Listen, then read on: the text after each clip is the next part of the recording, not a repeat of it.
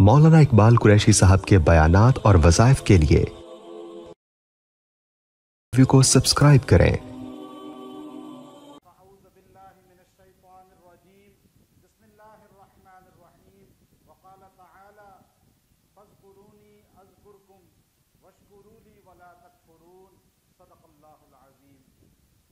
आज 14 अगस्त के उन्वान पर हम लोग एक मकसद के लिए भी जमा हुए। हमारे इस इलाका के दो नामवर तरीन शख्सियात, हमारे MTA हज़रत हाजी अमजद महमूद साहब और मलक इशरत बारी साहब, जो मारूफ समाजी शख्सियत हैं, वो भी मलक जुल्फ़िकार साहब यहाँ तशरीफ़ फरमा हैं। हम एक काज, एक मिशन, एक सोच लेकर सारे मुल्क के लोग जमा हैं। हमारे अकाबरीन ने कुछ कुर्बानियाँ दी थी। आज हमें वो कुर्बानियाँ याद रखनी चाहिए।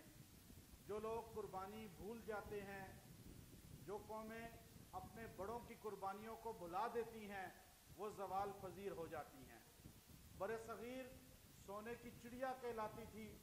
1601 में ईस्ट इंडिया कंपनी के नाम से अंग्रेज़ बरे सग़ीर में दाखिल हुआ और ऐसे ही ज़मीनें ख़रीदी जैसे इसराइल के अंदर, इसराइल ने जैसे फ़लस्तीन के अंदर ज़मीनें ख़रीदी। और फिर 1601 में एक चंद कनाल पर मुश्तमिल प्लाट लेने वाला अंग्रेज़ कैसे बढ़ता चला गया कि 1770 के अंदर जब शाह वलीउल्लाह मुहद्दिस देलवी रहमतुल्लाह अलैह ने और फिर शाह अब्दुल अजीज़ मुहद्दिस देलवी रहमतुल्लाह अलैह ने अंग्रेज के खिलाफ फतवा जिहाद सादर किया, तो उस वक़्त सबसे पहले मैदान जिहाद में निकलने वाला सुल्तान सराजुद्दौला था, जिसने अंग्रेज के सामने डट कर अपनी तमाम रियासत को इस्तेमाल किया। लेकिन गद्दार हर जगह पैदा होते हैं। सराजुद्दौला तो शहीद हो गया, लेकिन तहरीक ख़त्म नहीं हुई। फिर 1799 में सुल्तान टीपू मैदान में निकला और हाल ये था, अंग्रेज औरतें अपने बच्चों को सुल्तान टीपू के नाम से डराया करती थी, सो जाओ सुल्तान टीपू आ जाएगा। लेकिन सुल्तान टीपू का साथ भी नहीं दिया गया, गद्दार पैदा होते रहे। क्योंकि करबला का मैदान हमें दिखलाता है, गद्दार रहेंगे लेकिन हुसैनी किरदार भी रहेगा। और फिर सुल्तान टीपू शेर की एक दिन की जिंदगी गीदड़ की 100 साल जिंदगी से बेहतर है, ये कहता हुआ वहां हैदराबाद में शहीद हो गया। तहरीक खत्म नहीं हुई। जब 1820 के अंदर जब सैयद अहमद शहीद खानवादा सैयद से ताल्लुक रखने वाला आले रसूल से बरे सगीर के अंदर उनसे बड़ा शेख, उनसे बड़ा मुर्शिद, उनसे बड़ा मुक्तदा तारीख ने नहीं देखा।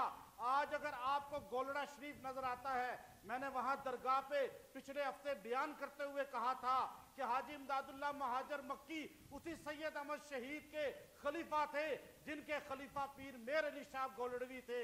आज आप देखिए, सैयद अहमद शहीद दरस दे रहे थे दिल्ली की जामिया मस्जिद में, शागिर्द हजारों की तादाद में बैठे हुए थे। शागिर्द कौन थे?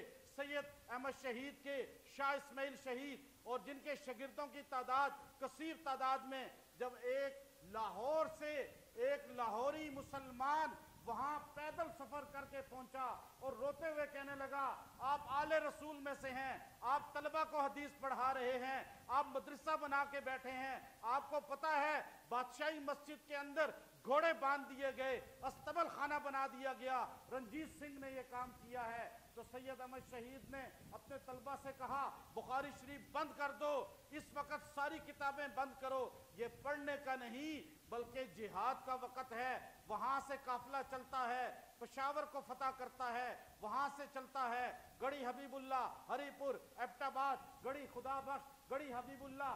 जब ये गढ़ी हबीबुल्लाह पहुंचता है, रंजीत सिंह 40 साल हुकूमत करने वाला, वो उनका राजा सिखों का, वो इतना जाबर होने के बावजूद आपको खत लिखता है, नुमाइंदा भेजता है, آپ جہاں پہنچے ہیں یہ علاقے آپ کے، میرا پنجاب میرا، چونکہ پشاور پنجاب میں تھا، ہری پور پنجاب میں تھا اس وقت، یہ حسن عبدال پنجاب میں داخل تھا، ایبٹ آباد تک پنجاب کا حصہ تھا، رنجیت سنگھ کی یہاں حکومت تھی۔ آپ نے فرمایا تجھے سکھوں کے اپنے گرو نانک کی تعلیم یہ ہے کہ تم زمین کے لیے جہاد کرتے ہو، ہمارے نبی کی ہمیں تعلیم یہ ہے کہ ہم کلمہ حق کے لیے جہاد کرتے ہیں، زمین کے لیے جہاد نہیں کرتے۔ آپ آگے بالا کوٹ پہنچے، وہاں اپنوں کی غداری کی وجہ سے یہ تحریک بھی دب گئی۔ 1831 میں جب شاہ اسماعیل شہید اور سید احمد شہید کو وہاں شہید کر دیا گیا، مزار وہاں موجود ہیں ان کے۔ اب اس تحریک میں باقی بچنے والے مولانا مملوک علی، حافظ زامن شہید، حاجی امداد اللہ مہاجر مکی، مولانا قاسم نانوتوی، مولانا رشید احمد گنگوہی، یہ لوگ تھے۔ ان ساروں نے گھر بیٹھ کر سکون کی، آرام کی زندگی کو، کھانے کمانے کی زندگی کو پسند نہیں کیا، بلکہ اندر مسلمانوں کا کڑن تھا، انگریز کے مظالم تھے۔ آخر 1856 دسمبر کے مہینے میں یہ تھانہ بھون کے اندر اجلاس ہوا، یا تو جان دیں گے یا اپنا وطن آزاد کرائیں گے۔ اب یہ تحریک آزادی 14 اگست 1947 نہیں ہے، تحریک پیچھے علماء کا کردار ہے، جن علماء کو بھلا دیا گیا ہے۔ آپ نے مشورہ کیا، اس وقت حضرت مولانا احمد رضا خان بریلوی رحمۃ اللہ علیہ اسی مہینے پیدا ہوئے تھے، اسی مہینے ان کی ولادت ہے۔ جب یہ مشورہ ہو رہا تھا، اب حاجی امداد اللہ مہاجر مکی کو لیڈر بنایا گیا، اور 57 میں جنگ آزادی ہوئی۔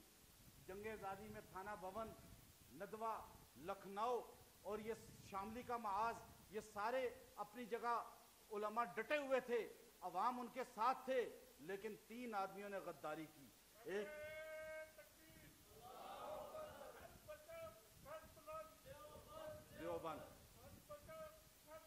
دیوبند، دیکھیے 3 آدمیوں نے غداری کی۔ تاریخ پڑھیں، ہمارے اخبار جہاں سے آگے جنگ اخبار، دیگر اخبارات میں یہ چیزیں نہیں آئیں گی، یہ صرف آپ کو کتابوں میں ملیں گی۔ آپ اٹھائیں کتابیں۔ 3 آدمی کون تھے جنہوں نے دہلی میں غداری کی؟ رجب علی، نجف علی اور الہی بخش۔ انہوں نے انگریز سے زمینیں لی۔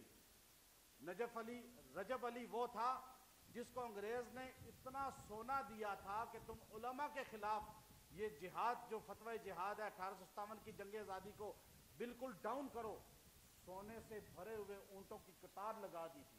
اس نے دہلی کے اندر ایک فوارہ بنایا تھا، اتنا سونے کا بڑا فوارہ تھا کہ اس میں اوپر سے شراب انڈیلا جاتا تھا، نیچے سے شراب نکلتا تھا، اور وہ اپنے دوستوں کے ساتھ بیٹھ کے پیا کرتا تھا۔ غداروں کو دیکھیے، وہ جنگ آزادی میں علماء کا شرازہ بکھر گیا۔ پھر انگریز ملکہ وکٹوریہ نے اپنا نمائندہ خصوصی، صرف 5 منٹ میں بات ختم کروں گا ابھی، نمائندہ خصوصی بھیجا۔ اس نے کہا بتاؤ یہ برے صغیر میں بار بار ہمارے خلاف 1601 سے 1857 تک غداری، بغاوت، لوگ اٹھ کھڑے ہوتے ہیں، وجہ کیا ہے؟ تو ویلیم نام کا انگریز سیاستدان برطانیہ سے آیا، اس نے آ کر یہاں 2 سال 1862 سے 64 تک پورے برے صغیر کا دورہ کیا۔ اس نے یادداشت پیش کی ملکہ وکٹوریہ کو، اس نے کہا برے صغیر میں نہ سکھ آپ کے مخالف ہیں، نہ ہندو آپ کے مخالف ہیں، نہ کرسچن آپ کے مخالف ہیں، نہ آتش پرست آپ کے مخالف ہیں، پورے برے صغیر میں اگر آپ کے خلاف کوئی کھڑا ہوتا ہے تو وہ مولانا قاسم نانوتوی کا ماننے والا، مولانا رشید گنگوئی کا ماننے والا، حاجی امداد اللہ مہاجر مکی کا ماننے والا۔ آپ تھانہ بھون ختم کر دیں، آپ مدارس مساجد ختم کر دیں، قرآن کے نسخے ختم کر دیں، علماء ختم کر دیں، بغاوت ختم ہو جائے گی۔ 1864 سے لے کر 67 تک مسٹر ٹامسن انگریز کا بہت بڑا مورخ ہے، اس نے اپنی کتاب میں لکھا 3 سال عالم برے صغیر پر اتنے شدید گزرے ہیں۔ وہ مسٹر ٹامسن اپنی کتاب میں لکھتا ہے کہ میں نے دیکھا کہ خیبر سے لے کر دہلی تک درختوں پر علماء کی گردنیں تھی، پکڑا جاتا تھا کہ تم 1857 کی جنگ آزادی میں شریک تھے، یہاں تک کہ بادشاہی مسجد کے صحن میں علماء کو پھانسیاں دی جاتی تھی، درختوں پہ لٹکا دیا جاتا تھا، سور کی چمڑیوں میں बंद करके दरियाई रावी में फेंका जाता था और ऊंटों हाथियों पर खड़ा करके दरख्तों पे गर्दनें बांध कर हाथियों को चला दिया जाता था। जिंदा हालत में उनको थैलों में बंद करके उनकी जिस्मों के ऊपर से हाथियों को गुजारा जाता था। अंग्रेज मौरख है, कोई मुसलमान नहीं, ईसाई है।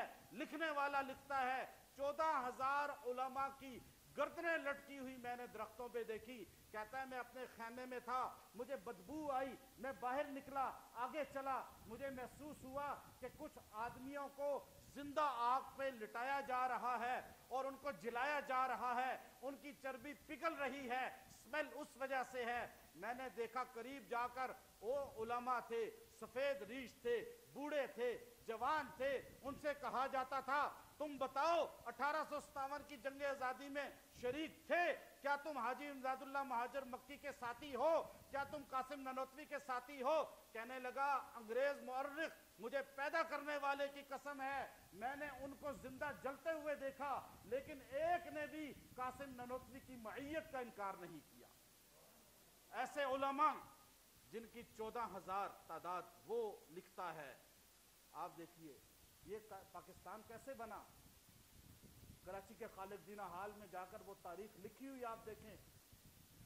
कराची के खालिद दीना हाल जहां अंग्रेज के खिलाफ फतवा दिया मौलाना मदनी ने, 18 साल रोजे अतर पे हदीस पढ़ाने वाला मौलाना हुसैन अहमद मदनी जब ये फतवा देता है तहरीक खिलाफत में अंग्रेज की नौकरी हराम है, आपको जज के सामने खड़ा किया जाता है और आप जब वहां खड़े होते हैं और मौलाना मोहम्मद अली जौहर आपके साथ हैं, मौलाना शौकत आपके साथ हैं, अदालत में पूछा जाता है तूने फतवा दिया है अंग्रेज की नौकरी हराम है? आपने फरमाया हाँ फतवा दिया भी है, देता भी रहूंगा। जब आपने ये जुमला कहा तो मौलाना जौहर ने आपके पैरों पे हाथ रख दिया, हजरत थोड़ी सी लचक लाएं, यहाँ जज है जालिम, आप पे फतवा दे देगा, आपको फांसी का, आपको कोई भी सजा दे सकता है। उस वक्त मौलाना मदनी ने खालिद दीना हाल में यादाश्त मौजूद है, वो तहरीर मौजूद है कि आपने उस वक्त अदालत के अंदर यह अशआर पढ़ते हुए फरमाया, लिए फिरती है चोंच में गुल, लिए फिरती है चोंच में गुल, शहीदे नाज की तुरबत कहाँ, अरे खिलौना समझ के न बर्बाद करना, हम भी किसी के बनाए हुए हैं। फरंगी की फौज के हुर्मत के फतवे, फरंगी की फौज के हुर्मत के फतवे सरे राह चल के दिखलाए हुए हैं। शजरे आजादी को खून दे के सींचा के फल इसके पकने को आए हुए हैं। 1914 में ये अशार कहने वाला 47 में पाकिस्तान बनता है। इसलिए मौलाना जाफर थानीसरी जिन्होंने तहरीक चलाई, मौलाना मदनी, शेखुल हिंद महमूद अल हसन, मौलाना कासिम ननोतवी, मौलाना रशीद गंगोही, इन कुर्बानियों को उलमा की हम नहीं बुला सकते। मौलाना जाफर थानीसरी को गिरफ्तार किया गया, मौलाना यहिया अली ममलूक अली अंबाला से लाहौर कोट लखपत तक पैदल बेड़ियां पना के लाया गया और कहने लगे जब जेल में हमें लोग कोट लखपत में फेंका, काला पानी तारीख पढ़ें किताब उनकी आपको मिलेगा उसमें, कहने लगे जेल में हमें उन्होंने बंद किया तो कहा नहीं इनको मुल्तान भेजो, पिंजरा बनाया, उसमें नोकें निकली हुई थी, हमने बेड़ियां अतकड़ियां पहनी हुई थी, पिंजरे में हमें बंद किया, हम इधर गिरते थे तो इधर नोक लगती थी, यहाँ गिरते थे यहाँ नोक लगती थी, और कहने लगे कि हम लाहौर से मुल्तान तक 3 महीने में माल गाड़ी में हमें बैठाकर उस डब्बे में पिंजरे समेत कहीं महीना कहीं 10 दिन गाड़ी रोकते थे, हमें उस गर्मी के अंदर ऐसे अजियत दे के पहुंचाया। वहां पहुंचते ही कहा इनको कल फांसी हो जाएगी। कहने लगे तीनों उलमा एक दूसरे को गले मिलने लगे, खुशियां। अंग्रेज ने कहा सुपरिटेंडेंट ने ये खुशियां क्यों मना रहे हैं, फांसी का सुन के तो जान निकल जाती है। तो इनको बुलाया गया, मौलाना जाफर थानीसरी कहने लगे कि तुमने जब हमें सजाए मौत का परवाना जारी किया तो हमारी खुशी की इंतहा नहीं रही, हम गुनाहगार लोग हैं, खताकार लोग हैं, हमें बिस्तर पे मौत आएगी, पता नहीं कैसी मौत आएगी ये सोचते थे, लेकिन जैसे ही तुमने सजाए मौत कहा तहरीक आज़ादी की वजह से तो हमारी खुशी का ठिकाना नहीं रहा कि हम इधर रूह निकलेगी वहां रसूलुल्लाह से मुलाकात हो जाएगी। देखिए اور انگریز نے کہا ان تینوں کو پھانسی نہیں دینی، جس میں ان کو خوشی ملے وہ خوشی ہمیں عزیز نہیں ہے۔